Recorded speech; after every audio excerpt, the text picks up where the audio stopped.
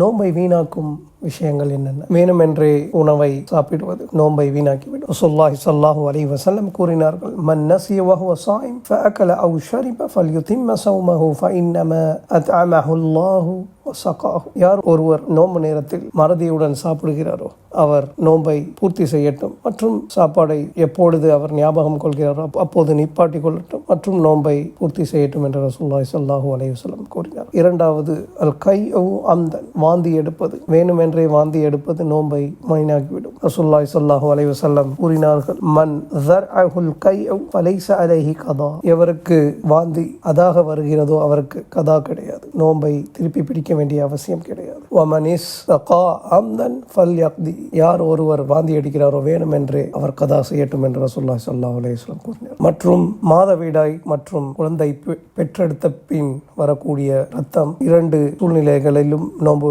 நோக்கக்கூடாது. மற்றும் இன்சாலுல் மணி, ஆண்கள் விந்து வெளியே செல்லும் நேரத்தில், தூக்கம் இல்லாத இயல்பான நேரத்திலே மணி என்று சொல்லக்கூடிய விந்து வெளியில் வரக்கூடிய நேரத்தில் நோன்பு வீணாக்கிவிடும். இன்னொரு நாள் நோன்பு நோக்க. தூக்கத்தில் வரக்கூடிய விஷயம், தூக்கத்தில் வரக்கூடிய மணி, அது நோன்பை வீணாக்கி. ஆனால் அவர் உசுல் செய்ய வேண்டும். மற்றும் உடல் உறவு கொள்வது நோன்பு நேரத்திலே அதற்கு வேணுமென்றே கதா செய்ய வேண்டும், மற்றும் கஃபாரா என்ற ஒன்றை அவர்கள் கொடுக்க வேண்டும்.